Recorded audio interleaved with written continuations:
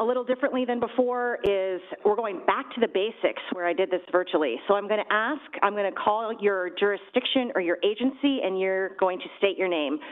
So it's going to be all mixed up. Some of you are in the room, some of you are virtual. So here we go. District Council Brooke Pinto or Ella Hansen? Hi, this is Ella Hansen. Thank you. District Council Charles Allen? I'm here. Thanks. District Council Christina Henderson? Here. Thank you. District Office of Planning? This is Sakina Khan. I'm here. Thanks, Sakina. District Department of Transportation? Anna Chamberlain here. Thank you. Moving on to Maryland, City of Bowie. Charles County. Here. Ruben Collins eating. Sorry to interrupt. I know you guys are all chewing. City of College Park. Patrick Wyan here. Thank you. Frederick County. City of Frederick. Kelly Russell here. Thank you. City of Gaithersburg. Neil Harris is here and Dennis Enslinger is watching. Great. Thank you. City of Greenbelt.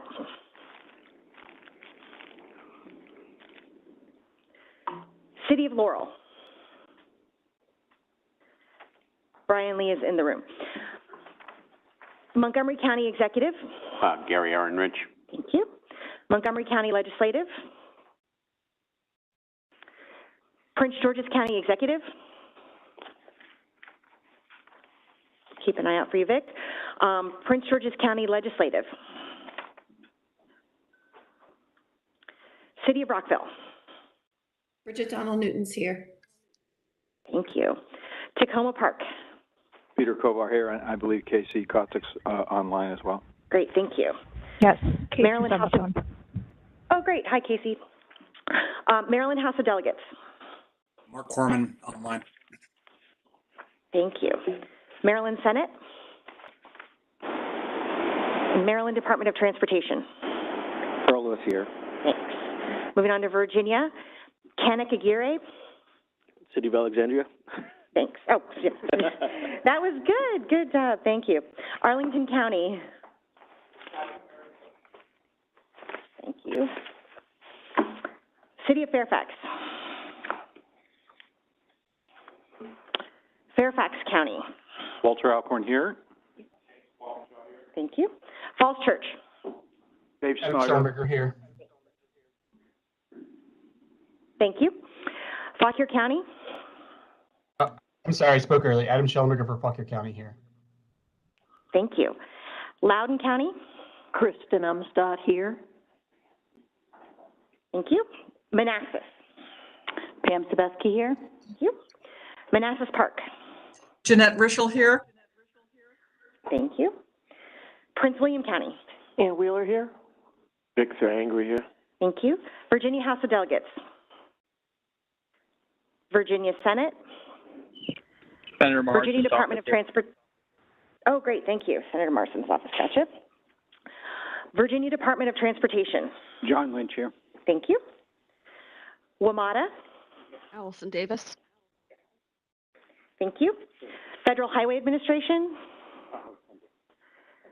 Federal Transit Administration. Oh, great. Thanks. Federal Transit Administration. National Capital Planning Commission. Julia Coster's here. Thanks, Julia. Metropolitan Washington Airports Authority.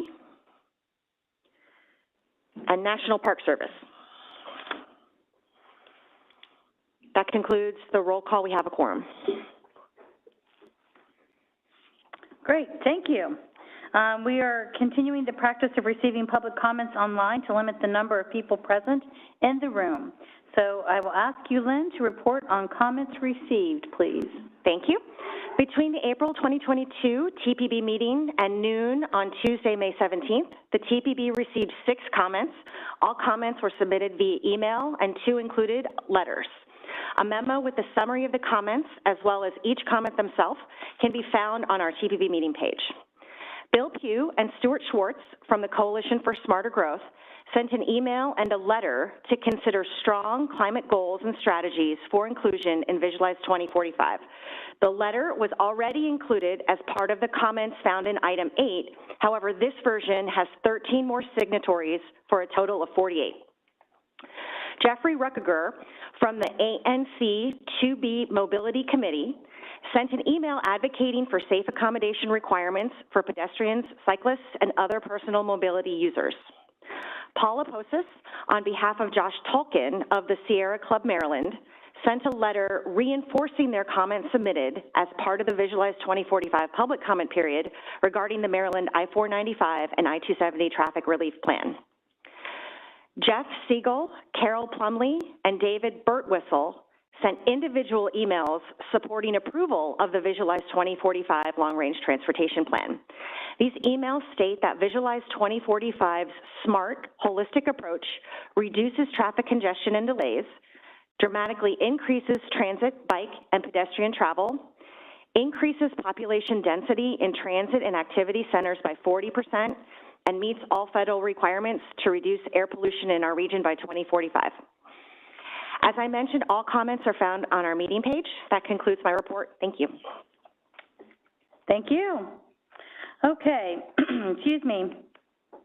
As usual, we will start with the review and approval of the minutes of our April 2022 meeting. I invite a motion to adopt the minutes as provided. Please state your name and jurisdiction as you make the motion.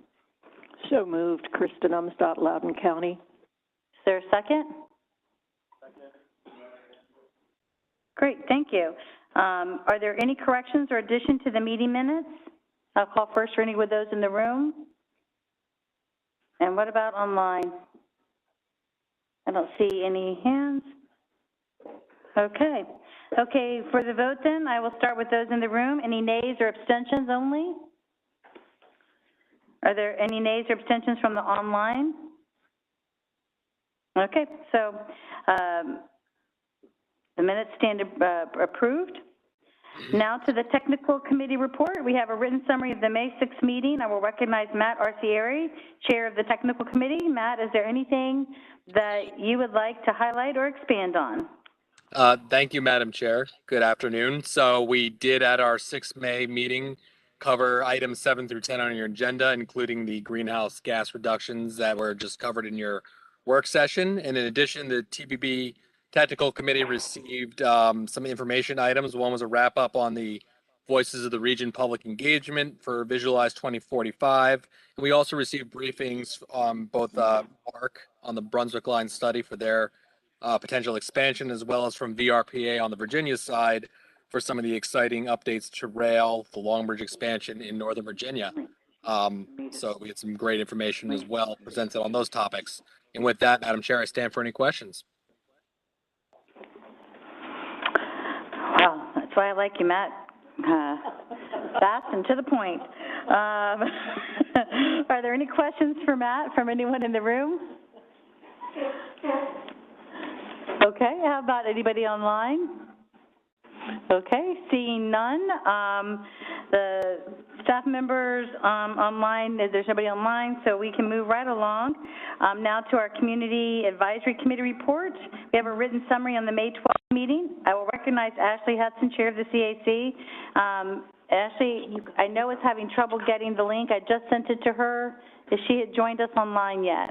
I don't think she's joined us online yet. Maybe you could skip on to item 5 and we'll come back to Ashley if we can get her back. That will be great, yes. I just sent the link to her, so hopefully she's joining. I'm here. Okay, online, now to the report from our director about the steering committee. Is she on now? Yeah.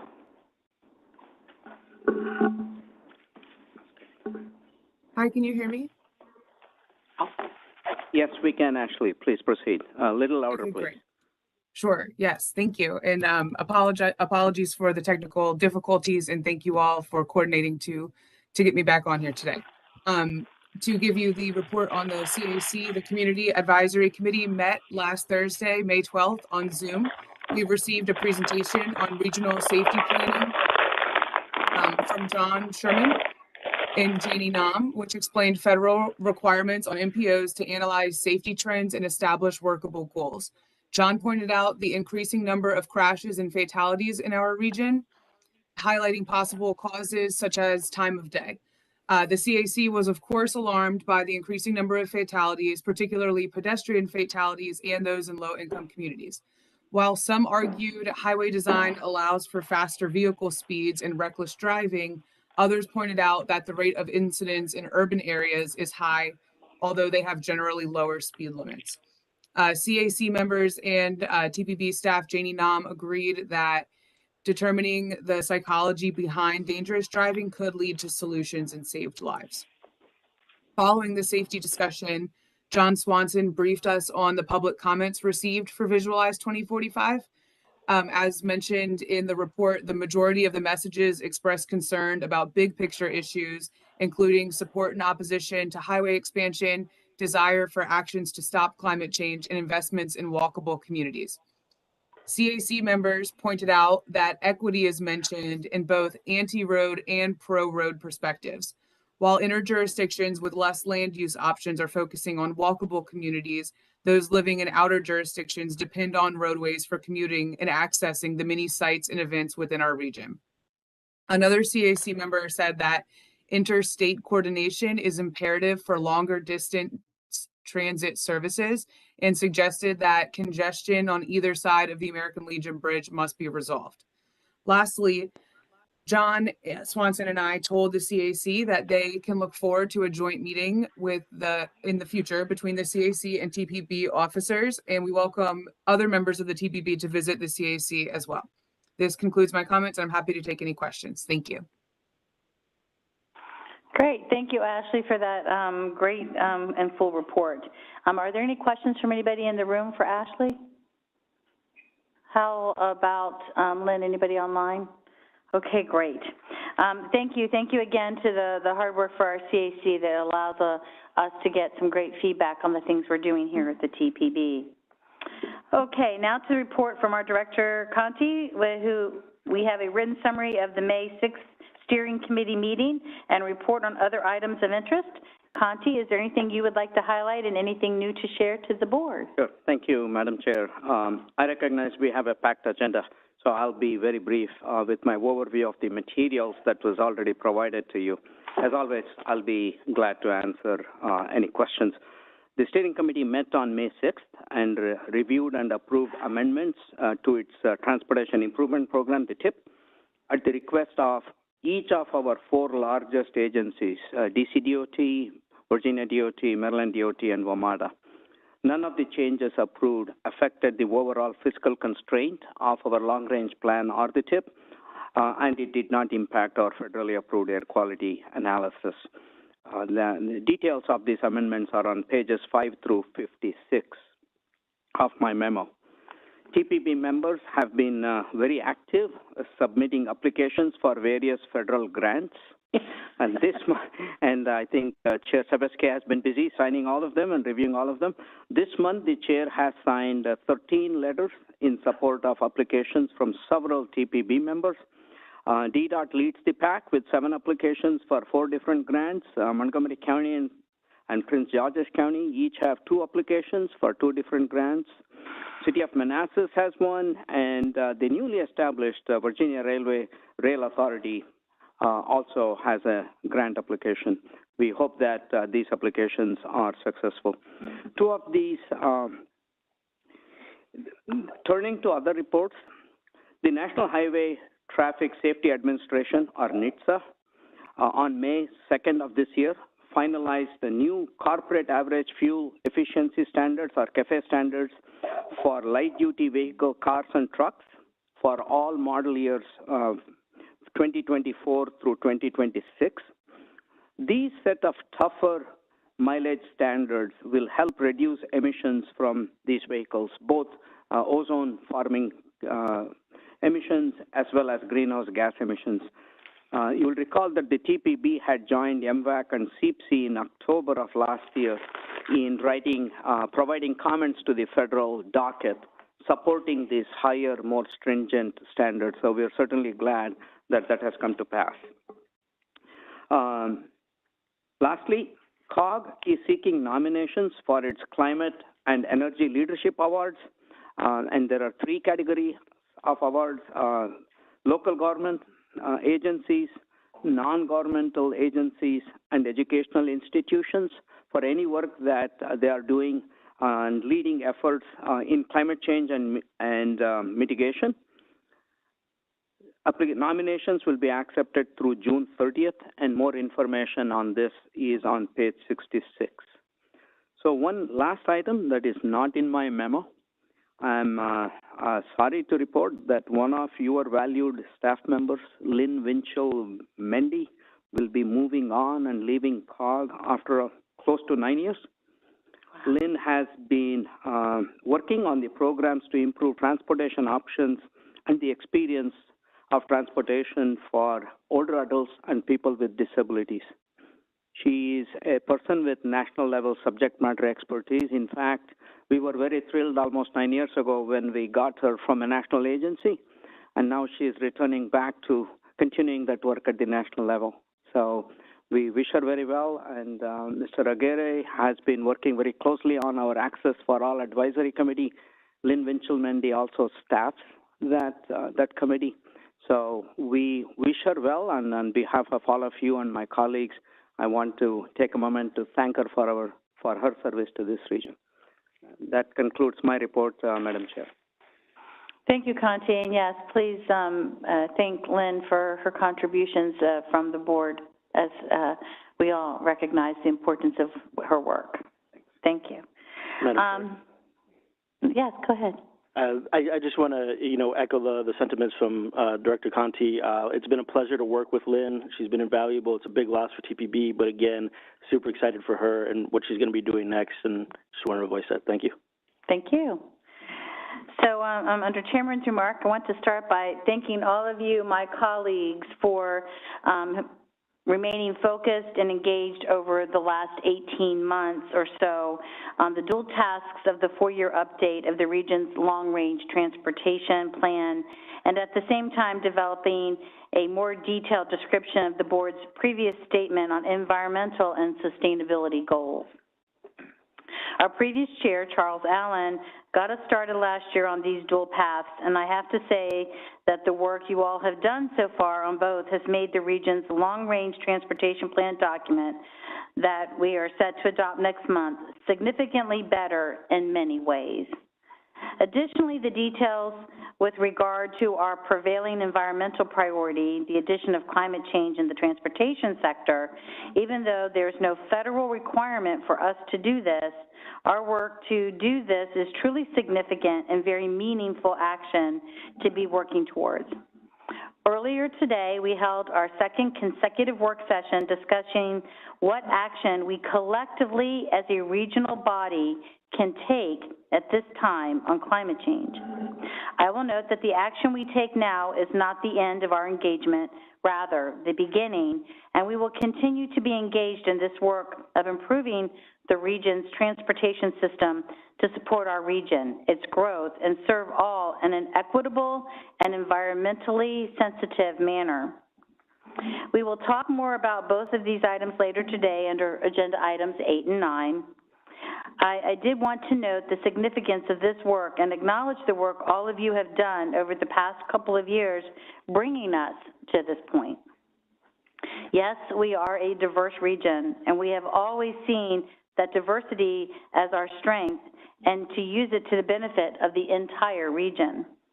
Thank you for all your commitment to the spirit of collaboration and cooperation so that we are inclusive of all jurisdictions and the needs that they all might have. It is important that we be inclusive and not exclusive of any jurisdiction that may have a different point of view or way of trying to achieve the needed goals. All of us can learn and grow from the diversity of our varying groups, and I hope we'll continue to strive in that direction. Okay, moving on to the next item, approval of the draft 2022 update of the bicycle and pedestrian plan for the National Capital Region. Approval of an update to the region's bicycle and pedestrian plan. I particularly like this since this demonstrates that we, the body, talks about transportation systems are not just about roads and transit, but all-inclusive. It includes walking and bicycling and other modes. I recall we were briefed on this recently.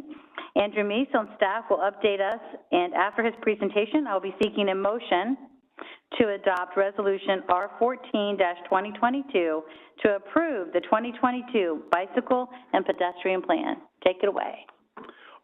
Thank you, Madam Chair, and good afternoon, members of the board. I'm Andrew Meese, and I am here briefly again this afternoon. All right, I'm clicking and it's not doing anything. Pardon us for technical difficulties. Can I just tell you to advance the slide? Okay. With apologies.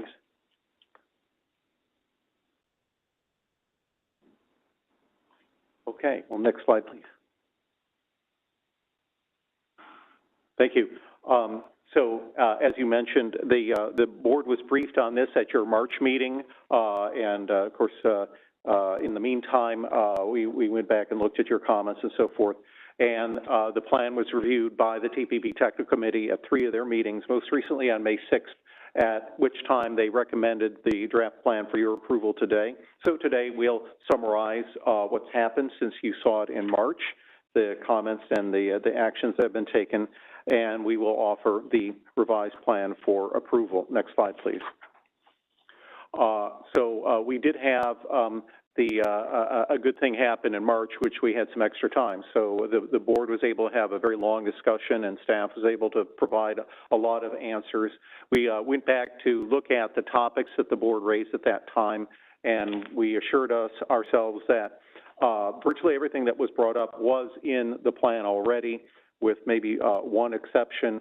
And at that time, we discussed that we have things in the plan, but also brought up the idea that we do have an ongoing process here, the Bicycle and Pedestrian Subcommittee, our training and outreach opportunities and so forth, so that we can continue to look at some of these topics. And you can see on these next 2 slides the topics that were brought up. I can go through these if you want. We have time today, but I'll just call your attention there on the slide to the things that you discussed there in March. Next slide, please. The one thing that was changed, and it's not big, but it certainly is a change since the last draft plan, was adding text as you recommended in March on the concept of rails with trails. The Washington region is not an industrial area that has lots and lots of rails, undisused rails, but there are certainly opportunities, and we added some language and a link to National Best Practices report on that particular topic.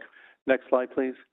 The other thing that mostly what happened in these last 2 months were technical corrections. As you may know, there's a database that is behind the plan of over 1,600 separate projects. These are projects that came directly from all of your approved plans that we've compiled on the regional level, and there were some listing and GIS kinds of corrections. So we made those corrections, but I'd also like to point out that this is a snapshot in time, and this is actually going to be considered by us to be a more or less live database that's going to continue to be updated as projects are completed or as new information comes in, and that we will have this interactive dashboard on the TPB website to take a look and look at the deeper dive of those individual project listings. The static plan does have a sort of static list in the appendix of all those projects. Next slide, please. So with that, staff would like to recommend, with the Tech Committee's endorsement, that the board consider adopting Resolution R14-2022 to approve the 2022 Bicycle and Pedestrian Plan for the National Capital Region, which we would post upon approval. So that concludes my remarks. Thank you. Great. Thank you, Andrew. Is there a motion to adopt R14-2022? Please state your name and jurisdiction. Bridget Newton, Rockville, so approved. Thank you. Second? Second, Patrick Nguyen, College Park. Thank you.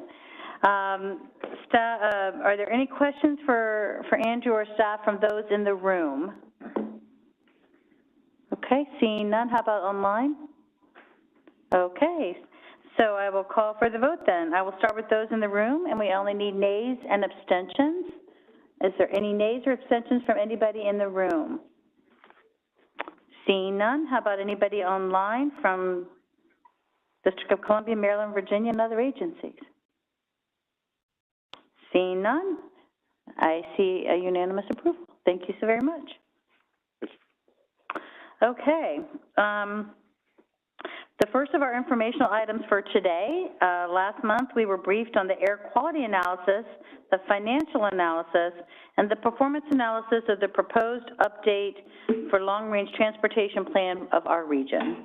Today, Stacy Cook on staff will share with us the comments we have received on these during the formal comment period. We will not be taking any action on this today. Stacy, take it away. Great. Good afternoon, and thank you for having me. As Chair Sebesky mentioned, I'll provide some information regarding our comment period. As you may recall, we presented to you on the draft plan during the April meeting, and from April 1st to May 1st, we issued the public comment period on the draft plan, TIP, and the air quality conformity analysis on them. That closed May 1st. And so item 8 includes a comment summary. As we received about 600 comments, as a courtesy to the board, we do provide a summary of those for your consideration and your review before we ask you or recommend to you to approve the plan in June. So you have a month to take a look at those. Let's give you an overview of what we've received. Next slide, please. So today I'll cover a little bit about not only the purpose of the comment period, but how do we use that information? What can change about the plan now, and what cannot be changed at this point in time? How do we get the word out? How do we provide notice regarding our comment period? And what did we receive as far as comments, their themes, their numbers? And I'll provide a brief overview of what you'll find in the packet. Next slide, please. So we received lots of comments. I'll share with them about you. But the purpose of the comment period is first and foremost to meet the federal requirements associated with the Clean Air Act. For the air quality conformity analysis that we conduct, takes 9-10 months, we need to make sure that those are put out for a 30-day public comment period in order to be consistent with federal requirements and respond to any substantive comments on that air quality conformity determination. So you will find in the comment summary documentation that's also reflected in all of our conformity reports, a summary from the Metropolitan Washington Air Quality Committee confirming our determination and there's more detail to it, but basically confirming our determination of the air quality conformity for the plan and TIP. The second part of our comment period as to why we have it is to provide a chance for organizations, individuals, and people across our region, businesses and others, to offer comments on the plan, the TIP, and the air quality conformity as to how it meets their needs, as to what they want to see in the plan, to identify errors if we've made any. It also provides an opportunity for our technical agencies to review and make sure that all of the information, which is a lot of information, is accurately represented in the documentation. Ultimately, what we're trying to do with the plan is summarize all the good work that's happening here at the region, but there's also a lot of technical details associated with project development. So we provide some opportunity for them to make adjustments. So there's a lot of purpose to these comment periods, and so what can be changed and what cannot based on that. Last year, April 2021, we conducted a comment period on the technical inputs to the conformity analysis and financial analysis for the plan. We had robust discussions on that in April and May, and then brought the conformity inputs to you for approval in June. Your actions that you took in June and July approved those inputs to the conformity analysis that we keep mentioning keeps 9-10 months, right? Those can't change at this point. For the next update, they can, but for this input, for this plan, we cannot change those without having to start over entirely with that analysis. So those things that reflect the federal requirements with the plan to make sure we can actually get it approved to keep your federal funds flowing, those things cannot change. But what can? Everything on the left and more. They're just examples. The text describes the regional planning process, all the activities of the board. That can be revised as needed if there's any errors If there's descriptive data that needs corrections or updates, we'll do that. In March, Eric Randall asked you to approve the new transit asset management targets. We're going to update that section to reflect those targets that you approved at the very end of March. So other types of data along that line. Also, any actions that you take this month or next, we can incorporate into the language of the plan to highlight any priorities that you document. Every meeting you can take action as a board to advance our policy framework, but we can reflect that in these next 2 months in this particular plan. And then, of course, anything after that in future plans. So that just gives you a sense of the what can and cannot change based on this comment period. Next slide, please. So how do we get the word out? Lots of ways. We do our best to make this information readily available through using all aspects of communication. So that included our email distribution list, social media, the TPB news that we put out. We took out public notices and ran them numerous times in newspapers across our region, including the Washington Post, the Washington Hispanic, and the African American newspaper as well. We sent out about 3,000 postcards to try and encourage people to not only view our plan and review it and be aware of some of the great things you're doing, like advancing a national capital trail network, but to also provide feedback. We invited people to attend virtual forums to learn more about our plan, your plan, in early April, as well as an opportunity to share about it. So lots of ways we got it out, and we posted it all online. Next slide, please. So what did we hear? We heard about 500 plus comments come back to us regarding various aspects of the plan. 483 of those came into our TPB comment email. We received one letter through the USPS, and then we have an online form that people can also use as a way to submit their comments or attach letters, and we received 34 that way. We do set up a phone line, and we did not receive any phone calls during this particular comment period to leave messages for us regarding public comment. Next slide, please. So just as far as where do these comments come from, most of them came through individuals. We've seen a lot of the individuals come through form letters where they're part of advocacy organizations that reflect their ideas and their wishes. And so those are often sometimes similar letters, sometimes variations on a theme, but we count them all as individual emails because they are indeed sent by individuals who reflect those comments and perspectives.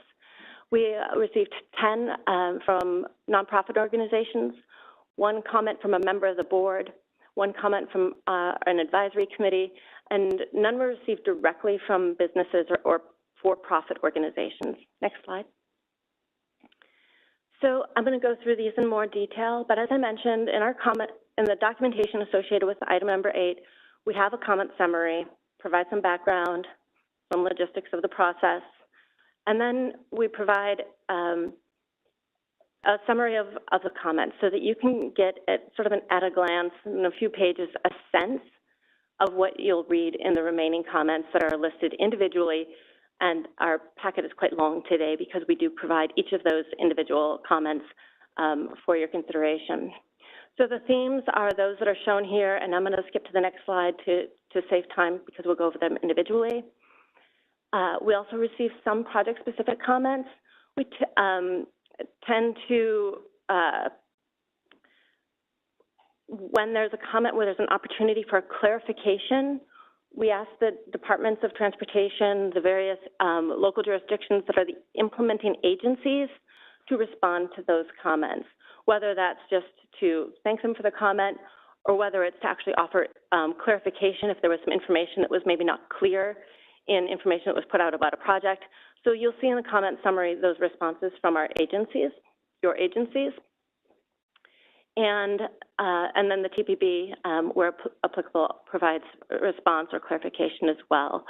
In addition to these comments on these specific projects where there were individuals or had very specific questions or clarifications needed, we did receive a letter from the Coalition for Smart Growth that has 6-7 pages of tables with offering suggestions on the comments.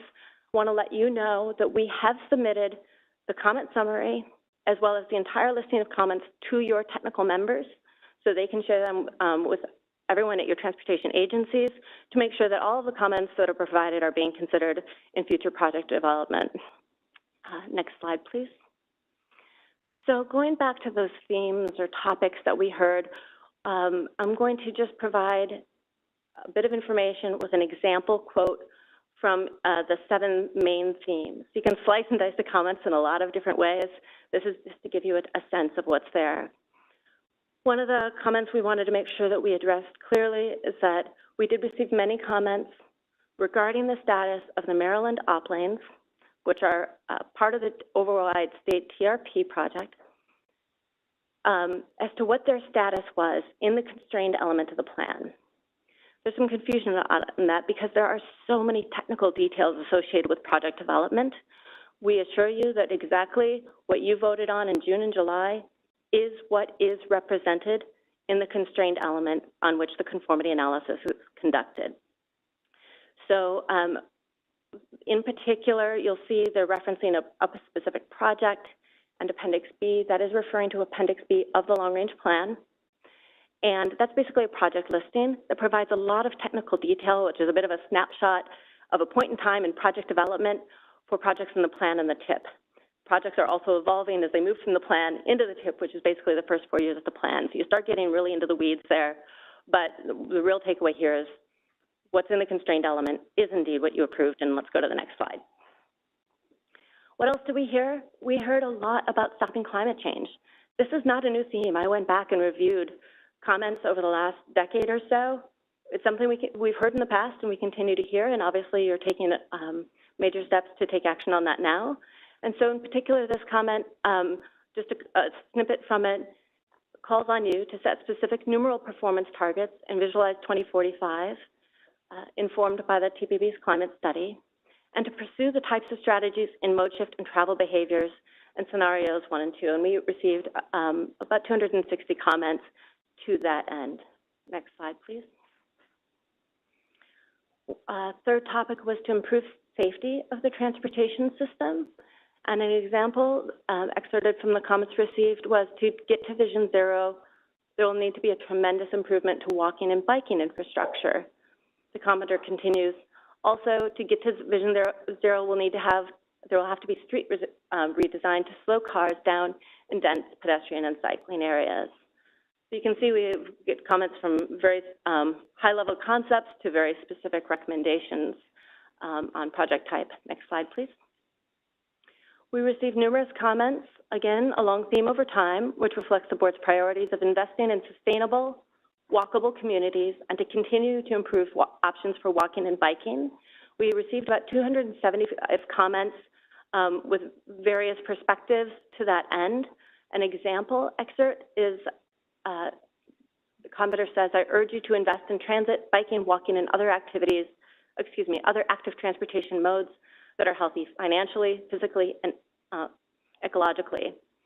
It continues, highway widenings are expensive and yet have yet to solve our region's transportation woes because solar driving does not scale. I'm sharing with these snippets to continue with the idea of the voices of the region, where we are truly bringing individual voices that reflect broader perspectives in these summaries to you. Next slide, please. Our fifth topic is to consider equity. I included 2 excerpts here because there are very different perspectives on what it takes to improve equity, right? We can look at equity from so many angles. And some commenters are really encouraging walking, biking, and transit for equity, and others are acknowledging that a lot of people live in outer areas where they don't have good transit as an option, and improving roadways or travel times is a step towards equity. So you can see the comments here, and one commenter says, removing roadway projects from the plan will jeopardize the quality of life and access to opportunity for the 92% of the people in DC region who own a vehicle and rely on the automobile travel network. Whereas the following one says, we really need to focus on specific numeric targets for shifting more travel to non-auto modes. So there are always tensions with solutions, and that will be a continuing theme. Next slide, please. In topic 6, we heard both opposition and support for highway expansion and road widening. Again, a similar idea that one commenter said there is ample evidence that increasing freeway capacity does not reduce traffic in the long term, whereas the following comment notes, again, that removing roadway projects from this plan will jeopardize the quality of life and access to opportunity. So just different perspectives on some of these issues, and I'd like to go to the next slide, please. So our last set of comments, 38 comments were received that asked you to approve Visualize 2045 that invests in all modes of transportation, with a comment beginning, as a resident of the DC area, I'm asking that you please approve Visualize 2045 long-range plan without removing any projects. We cannot expect our region to be competitive for economic development if we do not invest in appropriate transportation infrastructure. Again, you'll find in a lot of the comments various understandings of the planning process. Some do suggest removing projects. Others encourage we don't remove projects. And some also encourage particular types of projects to advance in the future. But it's the constrained element that can't be changed right now without having to actually restart the constrained element. So just wanted to tie that back to what can and cannot be changed in our beginning of this presentation. Next slide, please. So my last slide for you is that in June, we will be bringing the final documentation to you and asking you to take the following actions. That includes accepting the recommended responses to comments. It's really focused on the air quality conformity piece, and accepting those for the plan, the TIP, and the air quality conformity. That will be included then in the air quality conformity report.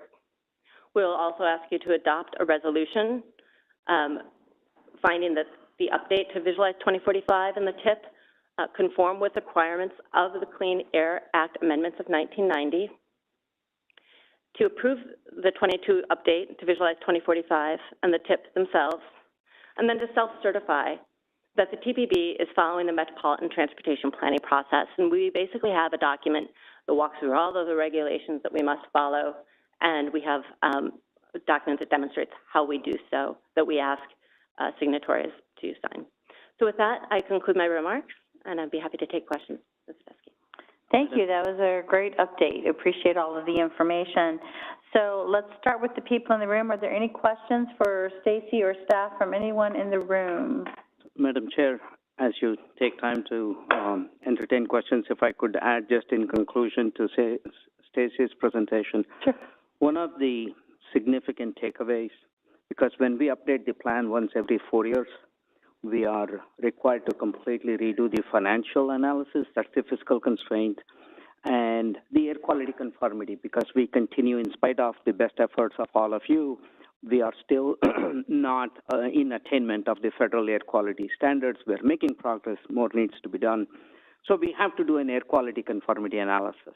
So those two analysis, the financial analysis and the air quality analysis, takes the longest time. And it is also the primary focus of federal review. So staff, we are very comfortable, confident that we have done it all right. But when we submit it, if it is disapproved, then all transportation funding to the region could be impacted, whether it's highway, transit, maintenance, doesn't matter. Until we get it right, it would not be approved. So that is generally the substantive and significant issue that the staff works with every 4 years. So the good news is after about 45 days of review, none of the comments have found any of the assumptions we have made, any of the analysis that we have done. They don't find fault with that. So it's certainly encouraging for staff it's a lot of work. We've spent almost 2 years working on the financial analysis of this and almost 11 months working on the air quality analysis of it. So it's very encouraging to see that people who are very knowledgeable about these things review our analysis and say, yep, this looks good. So we are going to submit it with your approval next month to the feds, and hopefully they will concur, and we will get the plan and the tip and the conformity approved by the end of this year, which is a critical deadline for the TPB. Thanks. Thank you for the further explanation. I'll go back to, are there any questions from anyone in the room for Stacy or staff? Seeing none. Lynn, is there anybody online? Oh, I'm very sorry. Go ahead. I didn't see your hand. Kind of a rookie question. So under next steps, there is accept recommended responses to comments. So how does this work? Will staff provide just draft responses, and we will be invited to provide comments on these? The draft responses are what we have provided today. Already. Yeah. So this, okay. Yeah. I think the federal requirement is we need to solicit, document, and consider all of the comments. So this is our way of saying, yes, we have done all of that. That doesn't mean that all of the comments can be acted upon and changed right away. What needs to be considered for future updates have been done. So, okay. That's... Okay. What about anybody online, Lynn? So I have one comment in the chat and one participant with a question. So I'm going to read the chat first. This is from Bridget Newton. Just moved, someone else had a comment. All right, so Bridget Newton says, can you please give us the breakdown of positive and negative comments in number 6 regarding expansion of roads? And you don't have to do it off the top of your head. Yes, we can find those numbers. Okay, while I'm still on here, Julia Coster from NCPC in the chat says, can you provide or restate a short, clear description of what exactly is included in the scope of the Maryland I-270 Op Lanes project? Sure, we can do that. There are what is called the Maryland Ops Lane program, which is a statewide program. Conceivably, it can have many projects under that program. Right now, there is a single project under that program, and that single project is the proposed managed lanes, hot lanes on 495 and on 270. So that single project under the Ops Lane program has 3 segments to it. The southern segment extends from George Washington Memorial Parkway in Virginia, where the current hot lanes on 495 end. It picks it up from there, goes across the American Legion Bridge, all the way up to and including the I-270 spur, and continues on I-270 all the way up to I-370. That is the southern piece. What is included in the plan is constructing these hot lanes, 2 lanes in each direction, and to be opened for operations by 2025. There's a second part of this project that is also in the plan, and that is constructing managed or hot lanes on I-270 from I-370 all the way up to I-70 in Frederick. That is also to be constructed, 2 lanes in each direction, open for operations by 2030. The third and the last piece of this project is a study of building express lanes, managed lanes, hot lanes on I-495 in Maryland, starting at the I-270 spur all the way up to the vicinity of the Woodrow Wilson Bridge. That is not included in the plan for construction. Last June, the TPB voted not to include that project, which was proposed for construction, but rather have Maryland Department of Transportation study further the various concerns about the impacts it was going to have. So the TPB included funding or granted approval to include a study in the plan. So those are the 3 parts of the project. So there are no more questions in the chat, but Rodney Roberts had raised his hand. Thank you, Rodney? Operator. Well, I was just concerned because I heard this statement that, no one had challenged, the validity of the staff's, information as far as the tip and everything went. But, I don't see how anyone could, because no person out there, no single person or, probably not even any groups have the technical, ability to, go through our entire plan and look at everything and say, yes, this is true or not true or whatever it is. So I don't know that we would be expecting someone to actually challenge the underlying, information there, because it's probably an impossibility. But when you look at the reality, what's happening, in our communities, around our communities, in our state, all of this has a humongous impact. And I don't think that here at the TPB, we're really taking into account the effect that these highways and everything are having on our communities. So that's all. I don't want to go on forever, but just thank you. Appreciate Thank you. Thank you, Mr. Roberts. This is Staff Director Kanti Srikanth. If I could, just a couple of points. The point I was making earlier was the assumptions that we have made on the revenue projections provided by each of your agencies, including the state DOTs and WMATA. All of that has been documented in very great detail. How much money do each of these local jurisdictions and state DOTs and WMATA assume they will have over the next 25 years?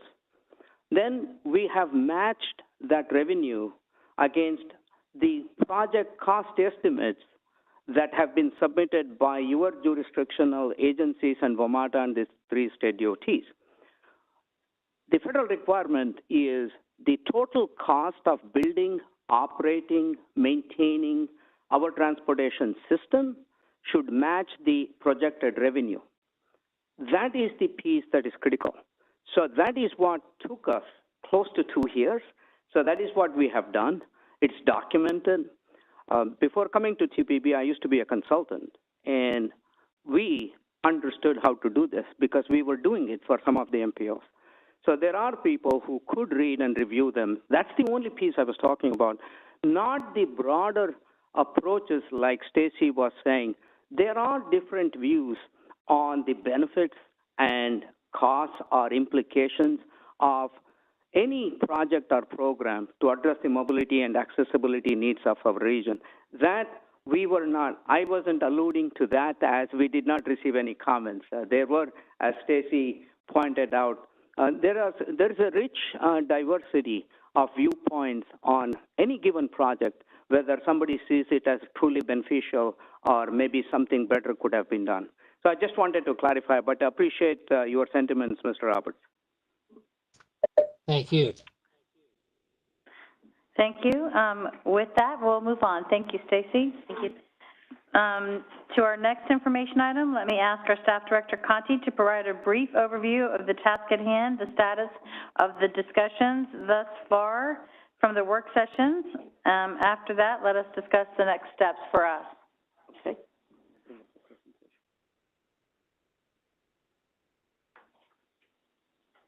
Just the presentation. Yeah.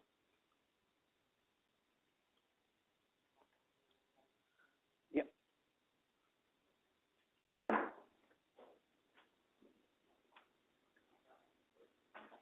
Use the clicker.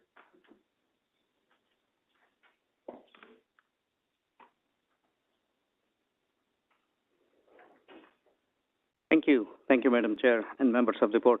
It's real hard to try and summarize what the board has been discussing for almost 18 months, but I will give it my best shot and try to get quickly to what has been done so far, where we are, and importantly, the next steps. But before I do that, I would like to just do a quick overview of the meeting materials that members have been provided. All of these are on the TPB webpage. You should have a memo from me that is dated May 12th, which provides the detailed information on the 3 topics that I will be reviewing today and the TPB will be considering at its meeting next month. Attached to this memo is also a draft supplemental report from the TPB's consultants, ICF, that provides some information on some additional analysis that was done based on the advice and discussions and comments at the TPB's work session last month. And I will be noting those analysis as I review. You should also have a copy of another memo from me that is dated April 14th. This is the same memo that you all received last month, which provides the results of the TPB member survey on the climate change mitigation study.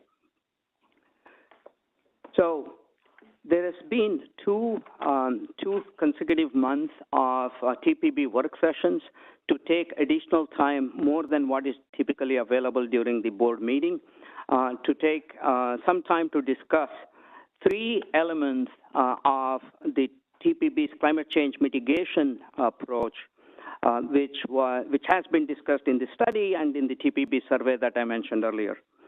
So the topics of discussion, particularly in the past 2 work sessions, which has been very detailed, thoughtful, and importantly, very productive, because I'm glad to report that there seems to be a general sense of agreement coming from those discussions to report to the full board. The TPB had clearly stated its intent that it would like to consider adopting greenhouse gas reduction goals just for the transportation sector. So that is one topic that has been discussed, and I'll be happy to report on the outcome of this morning's work session. The second thing that the TPB has said is it would like to also adopt a set of greenhouse gas reducing strategies as planning priorities at this time, so that the members of the TPB can, as they make transportation investment decisions, reflect these priorities in those decisions. The TPB member survey also indicated there were some strategies or ideas that were analyzed in the TPB's climate change mitigation study that recognizably has the potential to reduce greenhouse gas emissions. However, there were some substantive implementation issues associated with those that needed much further detailed discussion at the local level, at the state level, and certainly at the regional level. So those set of strategies would be something that the TPB would acknowledge are worth pursuing and looking into, and reaffirming that there would be continued discussion and further explanation of those strategies. So those are the 3 topics that have been discussed. So on the first one, I am glad to report that based on the 2 work sessions and the general comments that staff have received over the past few months on this topic, there is broad agreement amongst the TPB members that the TPB should adopt greenhouse gas reduction goals explicitly for transportation sector. Very few MPOs have done that. A TPB research of comparable MPOs in the country reveals that if the TPB should adopt this next month, it will be the first MPO in the country to do so voluntarily. There are only few MPOs where they have been mandated to adopt these goals by state law, and all of those states, the goals that they have adopted is less than half of what the TPB is considering. So this would set the TPB singularly at the lead of the pack. So there are 3 options. The TPB can adopt a greenhouse gas reduction goal for transportation at the same level as the region's multi-sector goal, which is 50% reduction by 2030 or 80% by 2050. 50% by 2030 is also the goal set by the President of the United States and many of your own jurisdictions.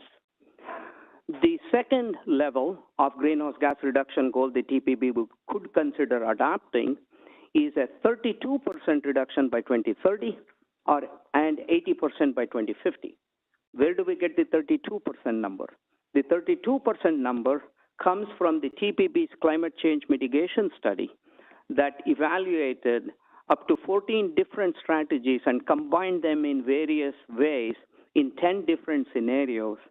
And 3 of those 10 scenarios said, if we implemented all of those strategies as assumed, we could achieve 32% reduction.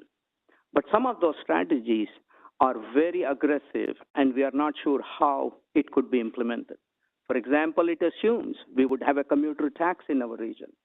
It assumes there would be a carbon fee to enter the parts of DC in our region. It assumes transit will be free, rail, bus. But if we say we could do all of that, you could get 32%.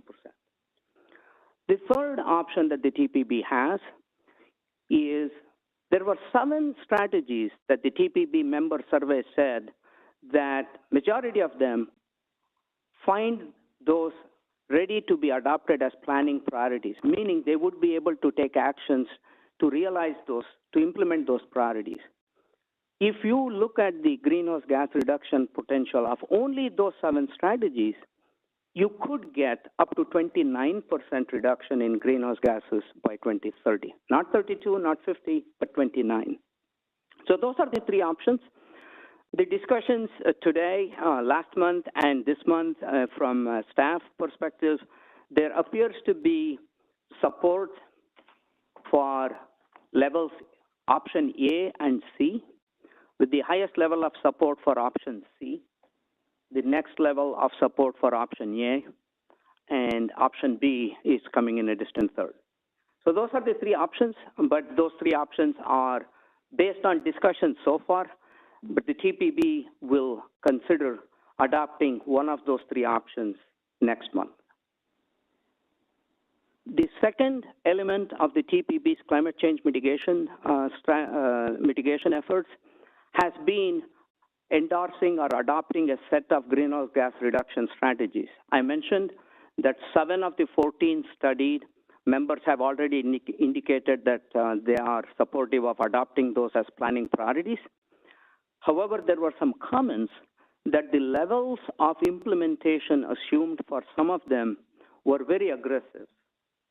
So staff worked with a consultant to get some additional analysis done, which is what I mentioned at the top of my briefing today. That is the additional work we did.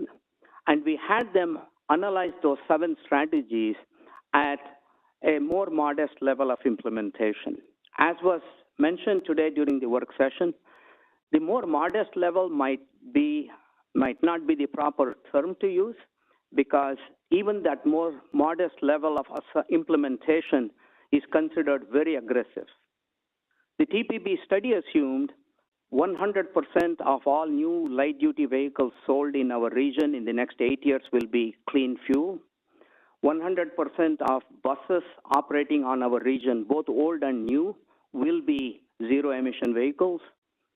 50% of all medium and heavy-duty trucks sold in our region will be zero emissions by 2030. That's what we assumed. The modest level was 50% of the new vehicles sold would be zero emissions, 50% of the buses operating would be zero emissions. So even though we called it modest, we've heard that even that is aggressive. And by the way, that 50% new vehicles sold is the level of target that the president has enunciated for the country as well. So anyway, those are the 2 options within those 7 strategies. The discussion today at the work session, the sense was members were comfortable pursuing those 7 strategies at the highest level. There was some interest in the more modest level, or really the ambitious level, but the majority seemed comfortable pursuing those strategies at the highest level, with the understanding that they would need to work and staff would assist them in understanding what are all the requirements to hit some of those targets. Some of those requirements might be funding level. Some of the requirements might be enacting new projects or programs. And then, honestly, some of them would depend on the private sector, such as the manufacturing, whether it is the manufacturers of electric vehicles or the manufacturer of electric vehicle charging utilities, or how the region can come together to build a robust network of EV charging stations, because having the vehicles without adequate supply and reliability of charging stations could undermine that whole strategy. So those things need to be looked at, but that's where the discussions at the work session ended. The last item, the work session staff sense, there were 7 other strategies that the survey indicated that we ought to explore further, because they are good ideas, but they really have some substantive implementation issues to be better understood and addressed. So these strategies would remain. Staff has been asked to work with your staff in communicating what these strategies are, what some of the issues are, and staff has also been asked to identify what issues could be associated with each of those 7 to address, and potentially how long might it take to address those. So that's a quick overview. So with that, my sense for next steps is that we should be able to, staff should be able to bring to the TPB's consideration next month a set of greenhouse gas reduction goals and the 7 strategies at the highest level of implementation that the TPB would consider adopting. It will eventually be up to this board. I presume it will take a vote, and the vote will decide the outcome of both of those 2 actions. That's a quick overview, and I know many of you were at the work session. It's very likely that either I misunderstood or misstated my summary, so I will turn it back to you, Madam Chair. Thank you, Kanti. Actually, I think it's a great summary of the couple hours of work that we did this morning. We had great discussion this morning. I mean, people got to express their thoughts during that time frame. For the benefit of anyone that may not have been at the work session this morning, if you have a question now that you would like to ask Kanti regarding his comments of the summary of our discussion this morning, I would ask that that be the people that direct questions right now, as everyone else has had an opportunity already to do some of that. So I'll start with anyone in the room. Does anyone in the room feel that they would like to ask Kanti a question, or did not feel that his summary of our work session was accurate? Okay, Mr. Snyder, go ahead. Thank you very much, Madam Chair, and thanks to everyone who participated. I think we came away with a very high level of ambition for the entire region. So I want to commend everybody involved. I think the presentation was a bit, what should I say, truncated with respect to option 1 versus option 2. Unless I misheard, there was really a majority for option 1 at this point, or did I mishear that? Not to the count that I got either. The majority picked option 3. And Mr. Snyder, you've asked staff to make available the choices that members chose during the work session. That will be provided because we have documented it. And I would concur with the chair's remarks that majority chose option C, followed by option A, and then followed by option B. With regard to the strategies, the options? Option C is the 29% level reduction by 2030. Option A is the 50%, meaning adopting the same goal that the region has for all sectors, but just for transportation sector. And option B is that 32%, which was in between. That is based on 3 of the scenarios, 3 of the 10 scenarios that the TPB study did. So right. Are we talking about goals, or are we talking about strategies? The goal would correspond to those strategies, right? So the 50% goal we have no strategy of getting there. The 32%, we have some scenarios and some strategies that can get us there, but that involves some strategies where we don't know how we will implement them. And the 29% are the ones we say, yeah, we know these strategies, we like them, we are ready to work on them. So that's how I would characterize. Does that answer your question? I think so. Thank you. You're welcome. Anyone else in the room? If not, we'll go to people online who were not part, or I guess have a direct question related to the summary that Conti put forward. Rodney Roberts has his hand up, but I'm not sure if it was from earlier or if it's a new question.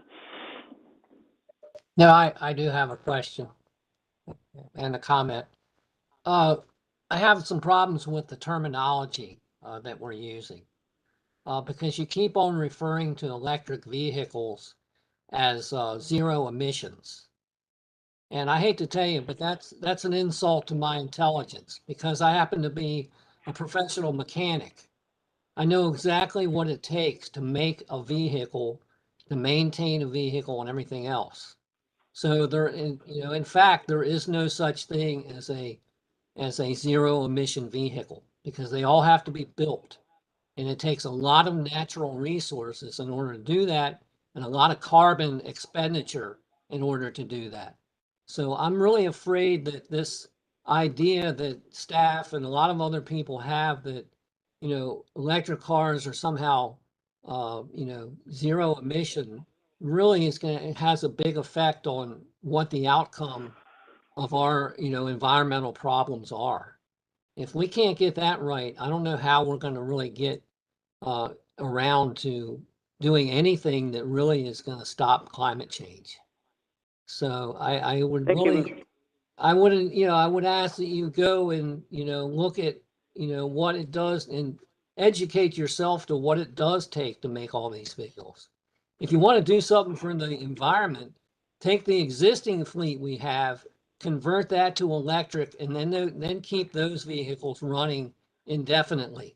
That would have an impact. But just making billions of new vehicles, that's not gonna save us. I hate to tell you. Thank you. Thank you, Mr. Roberts. I just want to clarify, and for the benefit of others, the TPB analysis did account for and assume the greenhouse gases that will be generated by the electricity sector. In the climate change mitigation study, every one of the 10 scenarios we analyzed, we further had three sub-scenarios for each one of them. So in essence, we analyzed 30 scenarios. One of them was the existing grid. The second one was a significantly modified grid. And the third one was a completely clean grid, meaning 100% of the electricity generated and used by everybody would come from renewable sources. And when's that I just want to be... When is that going to happen? When are we going to have 100%? When is any of these things are...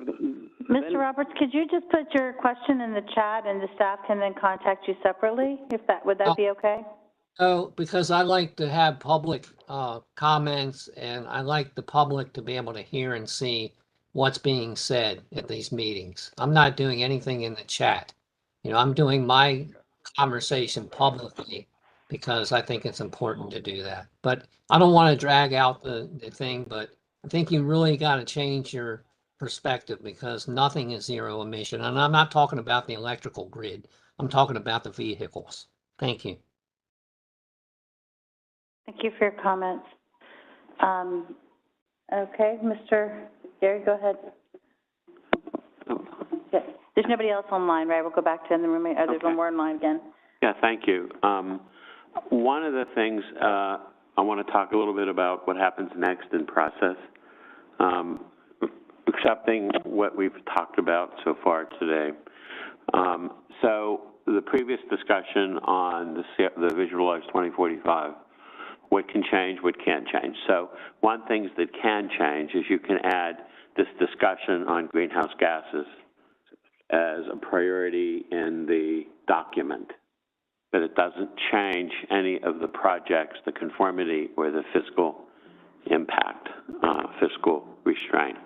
But we now have to talk about what happens once it's in the document as a policy and a principle, a priority, is how it reflects how we call for projects in the 2024 update, and how we will use the information in this priority list to identify and screen and select projects for the next round of conformity and the next round. So that's a future discussion, but is one that I want to just lay out for everybody, that this is a step in a process, and the other steps are how are we going, like we do with TDM and commuters and other aspects, how do we determine how we're achieving or making progress? And so that needs to be discussed as well. Those are performance measures. So you need to have your goals, and you need to have your strategies, and you need to have your performance measures. And those are all going to be good future discussions for us. Thank you. Sure, go ahead. And then we'll go back to the person online that had their hand up. Go ahead. No, go ahead. I just had two questions, Peter Kovar. One, with regard to the second 7 strategies, if I can call them that, and if this has been discussed previously and I wasn't here, I apologize, but this is the first question I have. Are we building into that the idea that once that exploration, which I think is what we're calling it, there would actually be a vote on those? Yes, if the TPB member jurisdiction. Let's pick any one of them. For example, one of the 7 strategies is all of the public transportation systems in our region will be free. Metro Rail, VRE, MARC, buses, local bus, Metro bus, everything will be free. So once the TPB member jurisdictions indicate we've figured out a way how to make it happen, sure, then we can adopt that as a strategy and add to these 7, and then we can estimate by doing that what additional reductions can we get in greenhouse gases. So our goal that we set today can be revised upwards. Okay. So there are 7 such strategies, and each one of them would probably need to be explored, discussed, and some agreement reached at the member jurisdiction. I just wasn't sure if explore meant vote eventually or not. Yeah. I mean, it would come back to it. The other question is, whatever percentage is agreed to, whether it's 50 or 32 or 29, that's regional. And so from the discussion previously, I just want to make sure I'm understanding this. Whatever that number is, we're not saying each jurisdiction has to hit that. We're saying the jurisdictions will all do what they can, and we want the overall amount for the region to be that percentage. Is that accurate? Exactly. That's correct. One of the things that's not recognized, the TPB's Visualized 2045 plan that the TPB will hopefully be adopting next month, it already produces, or it is estimated to produce 14% greenhouse gas reductions below 2005 levels, while accommodating 1.2 million more people and almost 1 million more jobs in our region. Mm-hmm.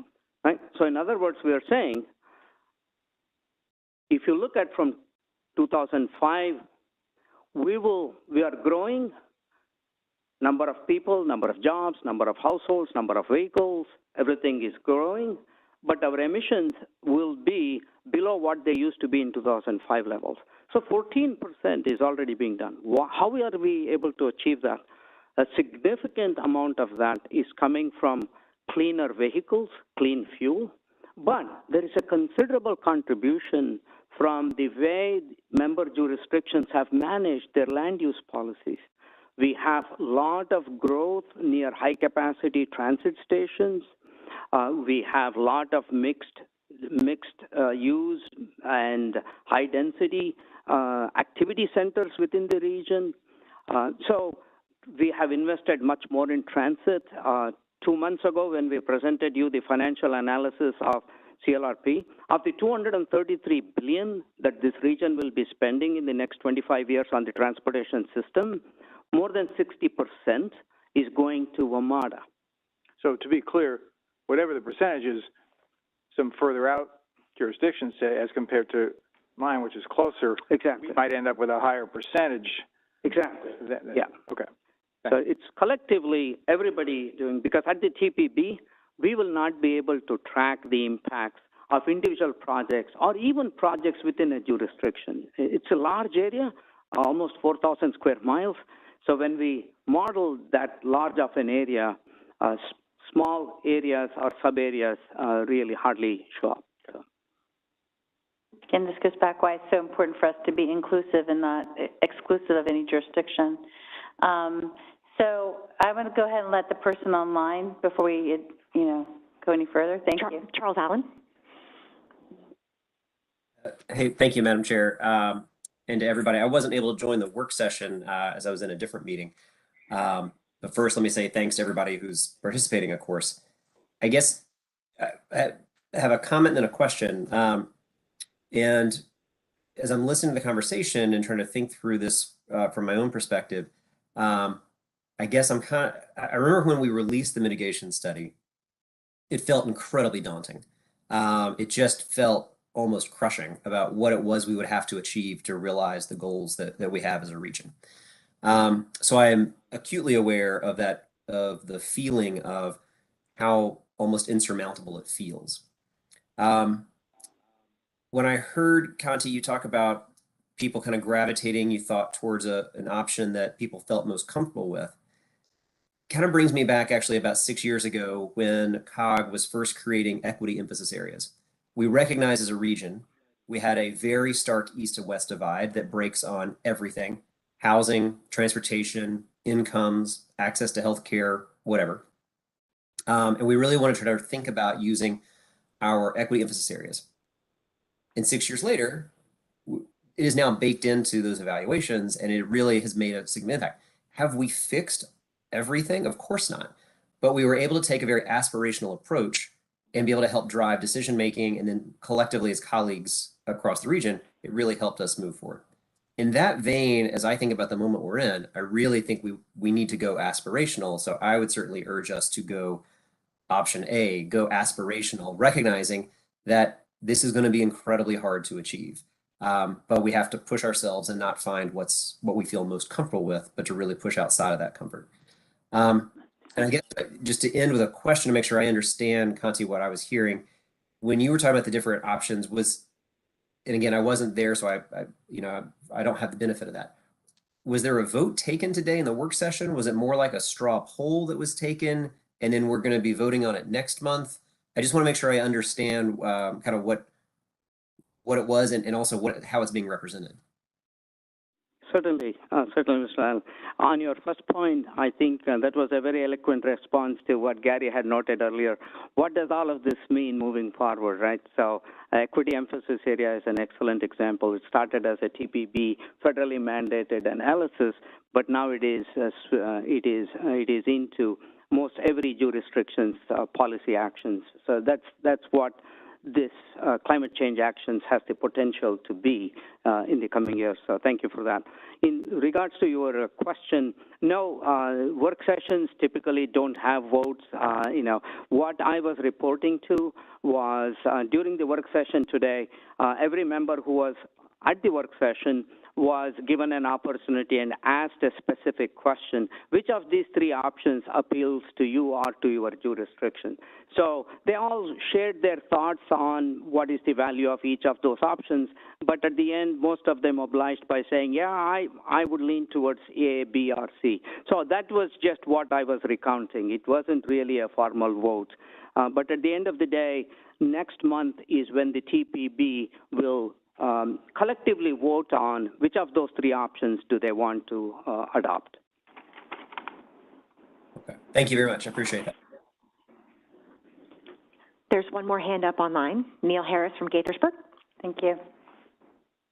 Thank you. I'd just like to follow up on Charles's comment and explain one piece of context from that straw poll or whatever. Could you speak up, please? Excuse me? Mr. Harris, could you speak louder? We're having a hard time hearing you. All right, I'll move the microphone over here. Is that better? much. Thank you. Okay, thanks. Anyway, just like to comment on what Charles suggested. I think all of us want the biggest impact possible. We have a serious issue that we're trying to deal with.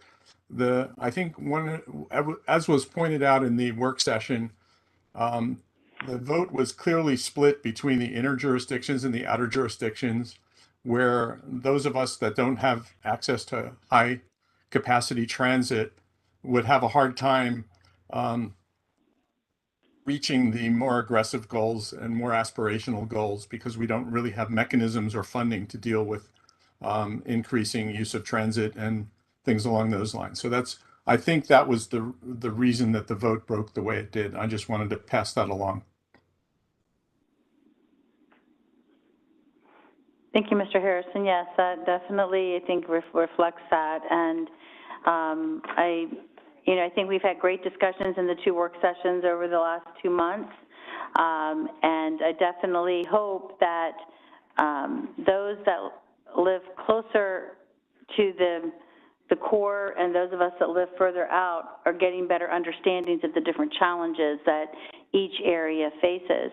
And for instance, in my jurisdiction, if we don't have road development where a 3rd lane can go down 28 to get a bus down, it affects not just equity, but it affects the ability for people to get to their jobs. It affects great things, where even though we've increased our bike lanes by 300% in the last 5 years, those are mostly for people just getting around in the city of Manassas. They're not using it necessarily for the ability to bike to work.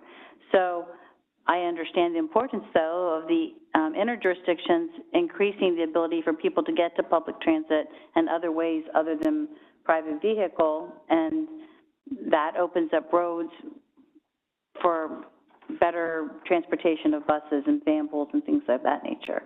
But we all have challenges, and they're all cost money, and all of us have to figure out in each jurisdiction how our boards are going to find that money, as a lot of it, at least in my jurisdiction, does not come necessarily from the state or the federal government. So it's going to take all 3 entities to get us where we need to go. And I would like to hope that we can all be inclusive and understanding of all of these challenges as we try to make these decisions that are not easy. And I'll say what I've heard consistently in the time that I've participated on this board is that everyone in every jurisdiction is interested in climate change and making these changes happen. So with that, if there's nothing further on this item, we do have more on our agenda. I'll go ahead and move us forward. The next item is the federal requirement. Eric Randall on staff will brief us on the proposed performance targets we would be asked to adopt next month. These would be targets to reduce ozone and reducing congestion on our roadways. If members have questions and comments, please send them to Conti, and we will have those addressed before next month's action. Thank you, Eric. Good afternoon. Good afternoon, Madam Chair, members of the board. I wasn't actually expecting to have this amount of time today, so I'll probably go through this presentation quite quickly and be able to answer any questions you may have. Great. So, performance-based planning and programming, or PBPP, and I'm here to talk about 3 particular measures that are part of all the performance measures we have to set. So, stand by one moment.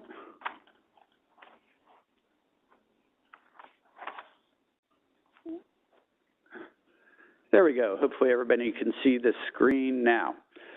So I'm going to remind everybody of the federal requirements for performance-based planning and programming. Again, these are a process set by the federal government through the MAP 21 and FAST Acts that we all have to follow: MPOs, state DOTs, and transit agencies.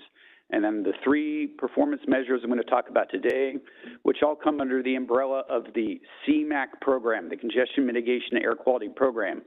That is a specific funding program under federal highways that hands out a few $1 million every year to each state. Keep that money piece of it separate somewhat from the fact that all these targets are grouped under that name as well, Cmac program measures. I'll talk about what's happened the past 4 years. These are 4-year targets and next steps. So again, just to remind everybody about the PBPP process, This is all part of the federal government basically asking, what's the bang for our buck? We're giving state DOTs, everybody else, hundreds of millions, billions of dollars every year. What are we getting out of it? You know, where are dollars going? Show us the performance, show us the outputs, you know, show us what you're doing with that money. And so state DOTs, MPOs, public transit agencies have to adopt these targets. And we also have to put all that information into our long-range plan and our TIP, which of course we'll be doing next month. So to remind you of the PBP process, there's roughly 5 performance areas. You all should be reasonably familiar with the highway safety, transit safety. We have to adopt those targets annually.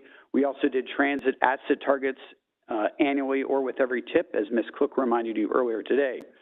The other 2 groups of targets are the highway assets, which talks about pavement and bridge condition. Is the pavement in good condition, poor condition, same with the bridge?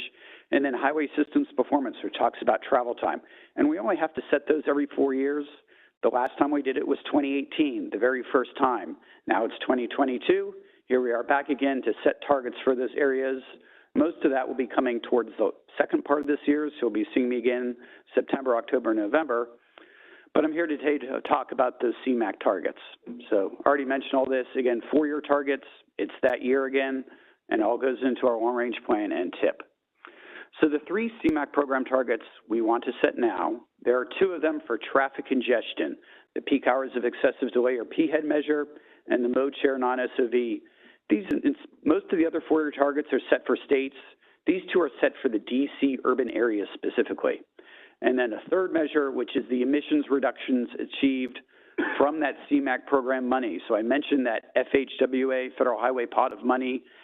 This takes that few millions of dollars per year, looks at where those dollars go, mostly to things like bike lanes, and see what emissions reductions we're going to get from those. We're taking the lead from these now because while all the rest of these targets are being set by the states, and we're working with MDOT and VDOT and DDOT on those, these 3 are for the region. So we've kind of taken the lead for these back in 2018. We're doing it again for these region. And so we want to get these targets approved now so that the states and our adjoining MPOs to the south, FAMPO, and Baltimore to the north, BRTB, also have to adopt the same targets because of the way our urban area overlaps with our MPO areas. So traffic congestion, 2 measures, P-head, mode share. These are the targets that were set in 2018. P-head, we just set a 4-year target for the period 2018-2021, that by the end of 2021 would be at 26.7 hours of delay that a person would experience during the AM and PM peak periods. Mode share and SOV, this is all the people not driving to work in a single occupancy vehicle, so it actually includes telecommute. At the time, roughly 36 to 37% of people not driving to work by themselves in an automobile. So this is what happened with peak hour excessive delay. We had the green bars, that's what we predicted would happen. Delay would grow slightly over time. We actually did a little better than predicted in 2019. And then I think everybody knows what happened in 2020, 2021. As a result, we've met our 4-year target because of the pandemic. We understand that. The question is what's going to happen in the future.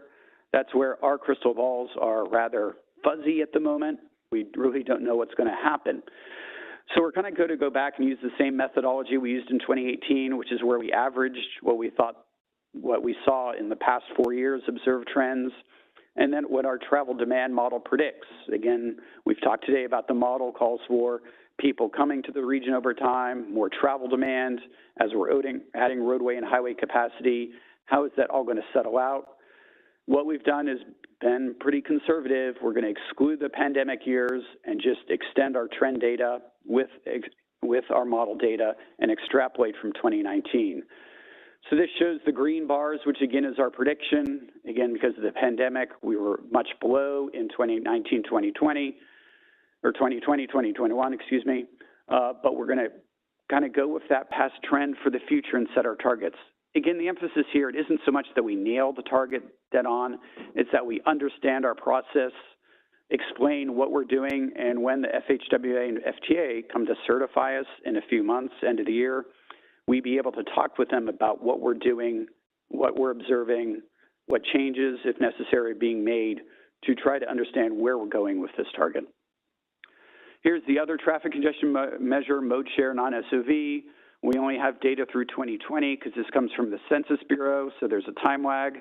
We're pretty much on target, actually doing a little better than predicted in 2018, not as good in 2019, and then the pandemic hit. Non-SOV mode share jumped by 2.5% because a lot of people stayed home and teleworked. Again, we won't know 2021 data until this time or so next year. So we're going to follow a similar methodology, exclude the pandemic years, extrapolate into the future. This is what we predict. Again, fewer people driving by themselves, which I think we would say is a good thing for all the other things we want to achieve in this region. So we'll base our targets on that. We're keeping it very simple because, again, we don't know what's going to happen. This is something we can articulate, easily understandable, instead of some black box model with 6 different variables that we plug in confidence ratios and so forth. Going into the emissions reductions, this is where we take that few $1 million a year. What benefits are we going to get out of those in terms of reducing the 2 pollutants we have to worry about, volatile organic compounds and nitrous oxides? When we set these targets back in 2018, we were pretty conservative. We blew these targets away. The DOT suddenly said, hey, what can we do to reduce those emissions, changed our projects, everything else. We've very easily exceeded the targets. This has been kind of a continuous improvement by the 3 DOTs as they take another harder look. If we're spending all this Cmac money, what are we getting out of it? Same thing happened with NOx. Again, easily blew away our targets, the 2 pollutants. And so we were working with the 3 DOTs. Actually, a lot of those emissions reductions came from just one project in Maryland, which was the State Highway Administration, SHA, Adaptive Smart Signal Systemization. I'm sure Mr. Lewis could explain it in greater detail to anyone who's interested. But yeah, other projects are getting programmed that do reduce emissions benefits, and suddenly this is a more important criteria for how you spend that money. So we've worked with Maryland and Virginia. DOT had several phone calls with them in the past weeks, even a couple months. And so they've told us what they expect to spend the money on for the next several years. Again, each state does it a bit differently. Virginia, the projects are selected by NVTA, already selected through 2026, approved by the Commonwealth Transportation Board. It's a bit different, DDOT and MDOT, but these are the calculated emissions benefits that would come from those projects. Again, we are adding up what the states do for our region, so we're not adding anything to this particular set of emissions targets. So we'll take comments on these through the end of the month. There's a little more detail in a memo, or I can refer you to more information if you want it. We are going to ask you to approve the targets at June 15th. Again, there may be a few more tweaks if the DOTs come back with some more information. Then as staff, we get to write 2 performance plan reports, one on what happened the past 4 years and one on what we expect to happen for the next 4 years. And the state DOTs have to submit that to Federal Highways by October 1st. And then, as I already mentioned, by the end of the year, you'll be seeing me for the highway asset targets, pavement, bridges, and the other travel time targets under highway system performance. Thank you, ma'am, and I hope that wasn't too dry. I'll be happy to take any questions. Yes, thank you, Eric. As someone who has had the pleasure of having to commute for the last 2.5 years when many did not, the nature of the work that I do, I can definitely tell you that the commuting has picked up in the last 2 months in particular. So I can completely understand where you're coming from as far as we really don't know how that's going to look as mostly the federal government now continues to go back into work more. But it'll be interesting to see that data as it comes forward now over the next year. Are there any questions from anyone in the room for Eric? Okay, seeing none, how about online? Nobody online? Okay, so you're off the hook. Thank you, ma'am. Thank you. It's been a long day. Again, I want to thank everyone for your continued commitment to this group and the feedback and great conversation that we've all had. And Conti, unless you can think of something else, I can go forward with adjourning the meeting. Yes, please. Next month's meeting, same 3rd Wednesday, 12 o'clock. Yep, June 15th, same place, but believe it or not, next month you get to wait until 12 to come. And I look forward to seeing everyone then. I hope you travel safely back to your destinations as the meeting is adjourned.